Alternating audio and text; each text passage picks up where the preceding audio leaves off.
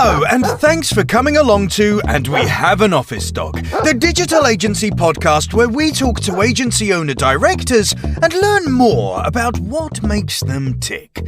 From the things that make them similar to the things they'd rather have known sooner, where they've had success and where they've learned some hard lessons.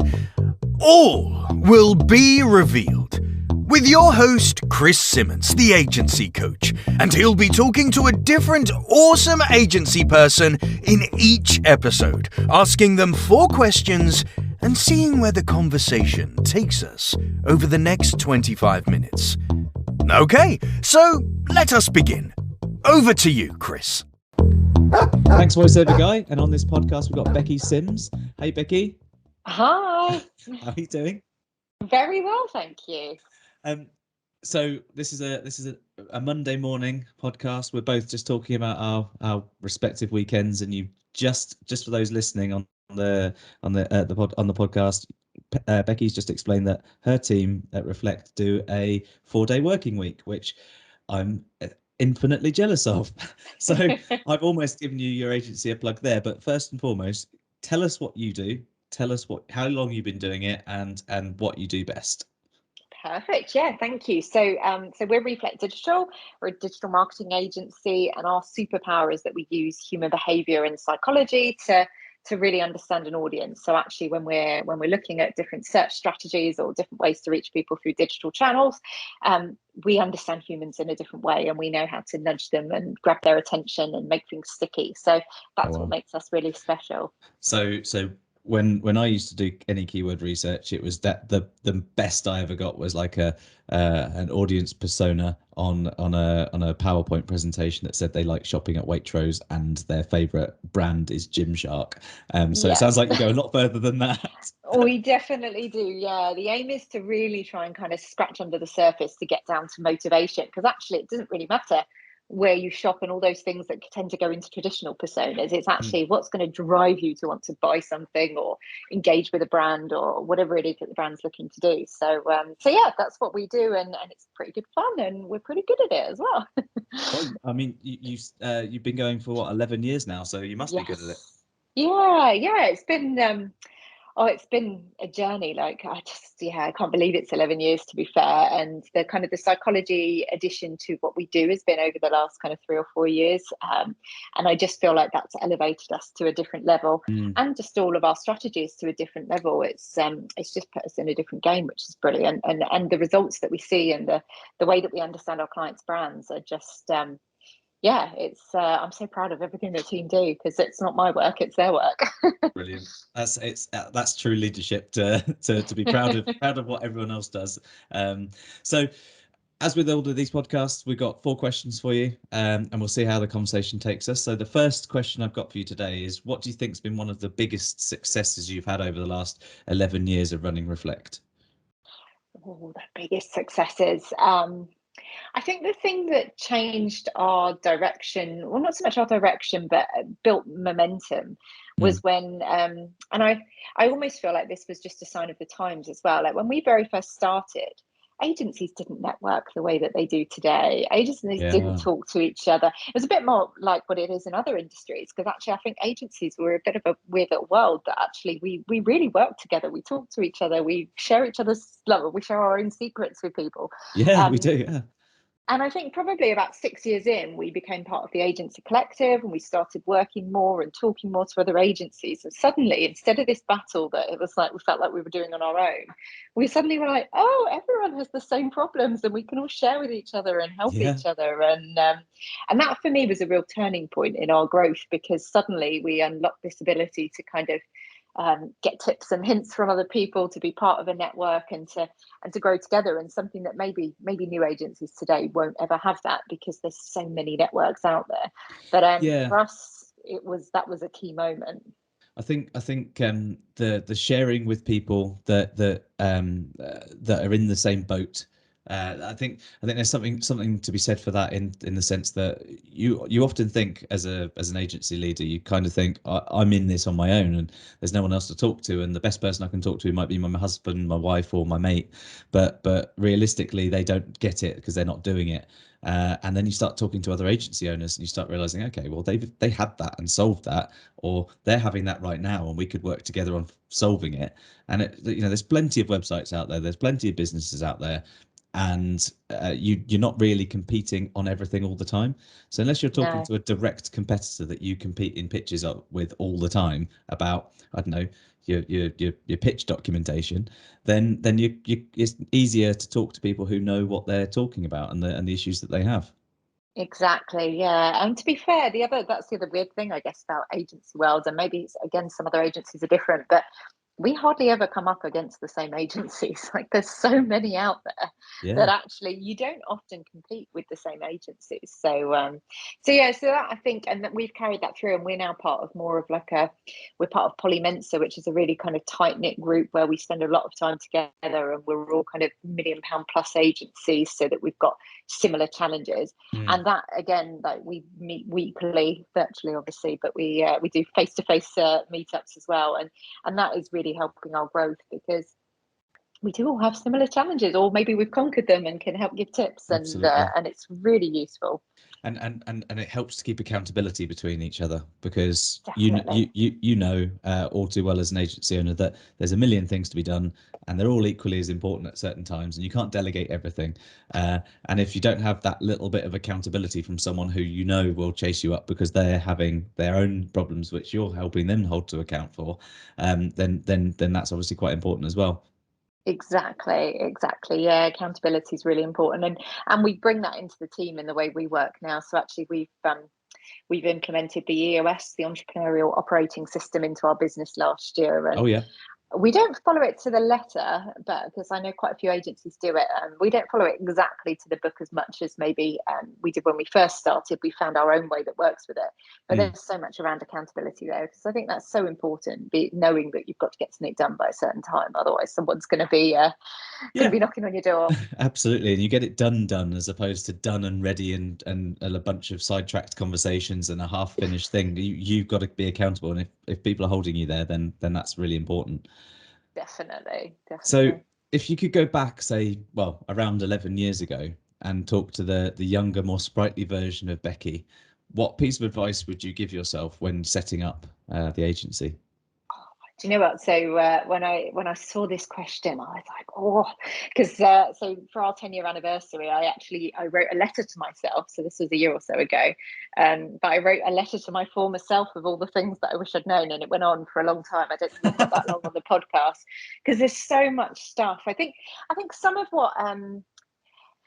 what to me I hadn't really ever considered is the human impact of running a business and hiring people, and the weight that you take on, the weight of responsibility for not only just kind of the obvious things of making payroll each month and creating a nice place that they Mm. love to work, etc., but actually we deeply care about our team members, and we've supported team members through illness, through family illnesses, through things that you just were never on my radar, that I thought, wow, I'm going to need to Yeah. consider this in my day-to-day work.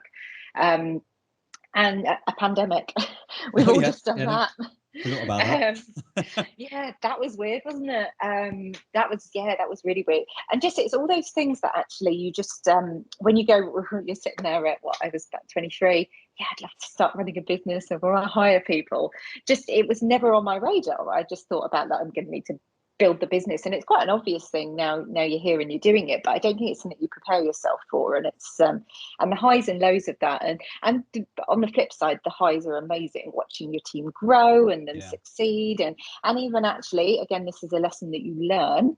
It's harder when it first happens, but actually seeing them move on to do different things and to progress their career in a way that maybe you weren't able to help them with, and those kind of things, like really difficult at first when you lose your first team member. It's literally it's an arrow Yeah. to the heart.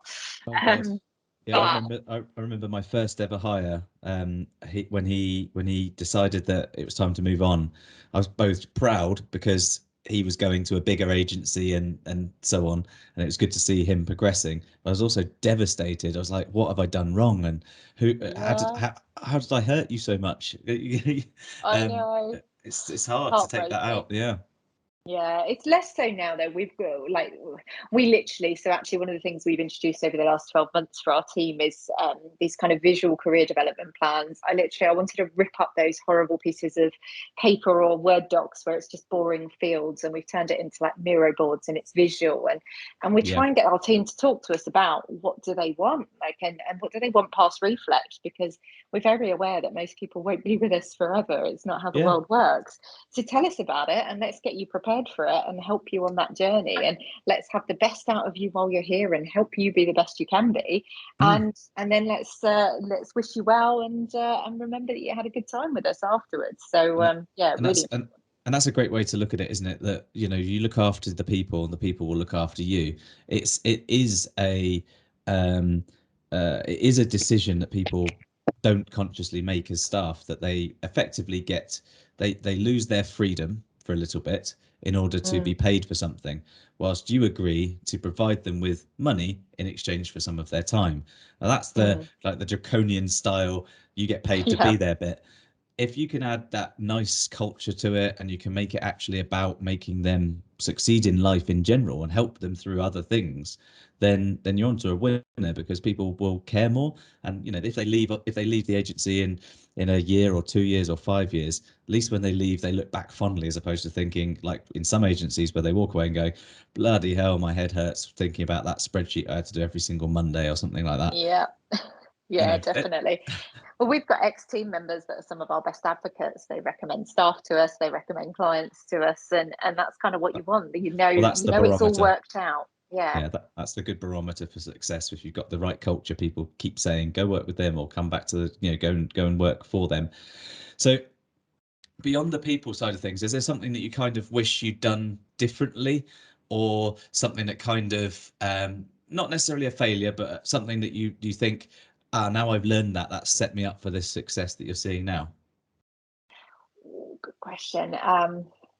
I guess we were more full service in the early years, and we've kind of over time we've really kind of tapered that in to be our core services that we're best at. That's helped us with our growth, helped us focus, and helped us being seen more as a specialist. So, but it took a while because also you're really committed to the services and the people that you've got offering those services, etc. So it's but I suppose when I started the agency, I was just trying to replicate the agency I'd worked at. I kind of that's all I knew. So I was like, well, I better set up. I better have a dev team, a design team, a SEO, and a paid, and etc. And you just mirror what you know. So it took Yeah. time to kind of readjust that and to learn from that. It's funny, isn't it? So I can't remember who it was that I was talking to recently in another recording, and they said something very different to you, but in the same context, that they started their agency with the aim of trying to be completely different to the place they were working at, because they thought they would be able to crack the model, and you started your agency trying to effectively mirror and improve what Yeah. had happened. And I guess that the two versions of that, you eventually, but this agency has been going for about 10, 11, 12 years as well. So I think eventually you probably end up starting this horseshoe effect, where you end up coming to, this is how successful agencies work, and this is mostly based on do really good stuff, and do really good stuff with good people, and it Yeah. makes money and makes people happy and does some good in the world. Definitely, and look after those people as well, because I think that's the one thing I wanted to change about where I'd worked before, was making sure it was really people centric and that it was Mm, right for the people. So that was really important to us when we were setting up. Yeah. And I think, I don't know, it's just it's such a journey running a business, running an agency, mm, the highs and lows. I think one of the other things that it took me a while to realize is how much, and it's slightly different now in this more hybrid world, but back in a face-to-face office 4 days a week, 5 days a week, one of the things that it dawned on me one day was how much like my mood was setting the weather in the agency. So, and it's really important that actually, yeah, even if something rubbish is going on, whether it's at work or at home or whatever, you've got to try and be the voice of happiness and energy and yeah, everything. Because if you're sitting there moody and miserable and feeling like, oh god, this isn't going to work out, how's anyone else going to get the energy? So I think Yeah. that was I think there was a point in agency growth where we kind of had a few losses in a row, and it really hit us hard.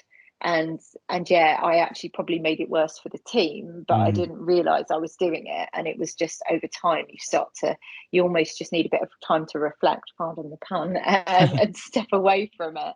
And then you suddenly realize, and like I think it was one of our business mentors pointing it out to us, and you're like, oh yeah, wow, okay, I can see that now. But when you're in it, you don't see it. And I think that was a big thing. It's tough. I remember it was a little bit of an existential moment for me, I think, when I realized I needed to get out of my own way. And Yeah. getting out of my own way was essentially connected to, it's not all about me, and it's mostly about other people being able to behave and do what they need to do. And a bit like you, the mood set the weather. If I was knackered or really busy or running in and out of pitches, I didn't look like I had a handle on things. And if anyone who I have previously worked with and hired in the past is listening to this podcast, sorry about that. Love it. Hopefully I'm forgiven. We'll see. I don't know. So if anyone's listening to the podcast now who's thinking of setting their own agency up or just started and they're looking for support, what would or support, guidance, advice, what one piece of advice would you give that you think will help them get things started? One piece. Am I only allowed one? I could probably do about 20. I'll give you two since you're nice. Well, I think probably center to all of it is remember that you're a human, and that the people you employ are humans, your clients are humans, that we're all empathetic, we should all care for each other, and all those good things. And I just so often, like, my lens that I use, especially when I'm thinking about things for the team, is to put myself back in their shoes and be like, how would I feel? And I do a lot of mentoring with students and people thinking about being entrepreneurs, etc. And normally what I say to them is go and have a few jobs, like, because I have the lens of my worst boss that makes my skin crawl a little bit, like you can probably physically see that, like, oh yeah, I've got that one. But then I've also got my best boss that really empowered me and really drove me to be better and to want to learn and to want to get up each day and go to work. And without that filter, like, yes, there's some amazing case studies out there of people that have made it big and have never worked for anyone before.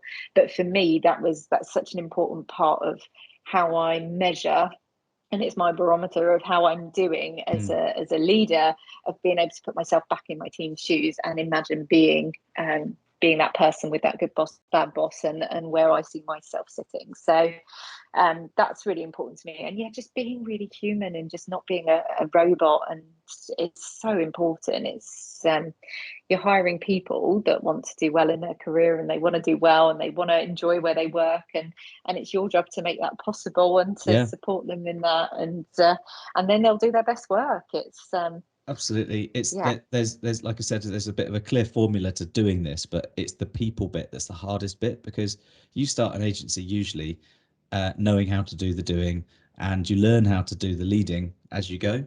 And if you come into an agency thinking, I know it all already, it'll be fine, I know the problems of that old agency, you might not know the solutions in that old agency, and you've got to work them out. And that's when you've got to do people first. You've got to think about how human beings behave. It's really important.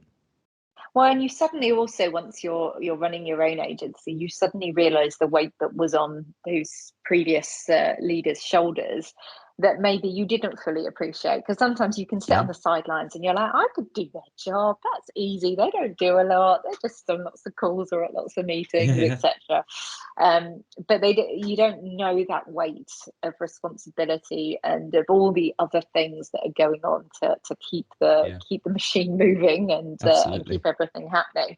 And it's only when you really truly realize that. So I think being human and then gaining some experience before you dive in, I think, is really important. And it doesn't have to be agency experience. I think the same, I suppose, whether you want to be an entrepreneur anywhere. I think it's just having some real world moments where you've been really motivated, but also where you've maybe been demotivated, because if you don't know what that feels like, you're not necessarily going to be able to notice if you're creating that same atmosphere for somebody else if you're not aware of it. Absolutely. I mean, it's really good advice, and I think part of that, if I understand what you're saying correctly, is if you work in other places that aren't just agencies, I think you get a bit more of like a three-dimensional view of how people are, because you have to deal with customers as well in an agency. Yeah. And if you only work in agency, then you start your own agency, you may be missing a piece of how other businesses and how the other people work. And if you want to be, it's a similar type of thing. If you want to be I don't know, great technical SEO in just as in an agency or wherever, you really need to be good at all of SEO in order to be able to be great at technical SEO, because Exactly. you need to understand the three-dimensional puzzle of how all this works. And I guess if you have lots of experience working in lots of different places with lots of different people, then you get a wider understanding of how the world really works and people in it. Exactly. And you'll also start to appreciate more the differences between a small business and maybe a big business. And yeah, because there are different dynamics. And also you can empathize with your clients better as well, because you can imagine what they're going through and what their pressures they've got under them. Because at the end of the day, our job is to make our clients look amazing and help them get their next promotion. Like that's one of the Exactly. things we're always focused on. Like, how can we as that marketing leader make sure that they're going to get their next promotion and that they're being seen to be brilliant. That's the job. Exactly. I think that's spot on. So I mean, great advice to end the podcast on. So first and foremost, thank you very much for joining me, Becky. It's been a pleasure for having me. Absolute pleasure. And in our next podcast, we'll have a different agency leader talking about their experiences and things they've learned along the way. So thanks very much for listening.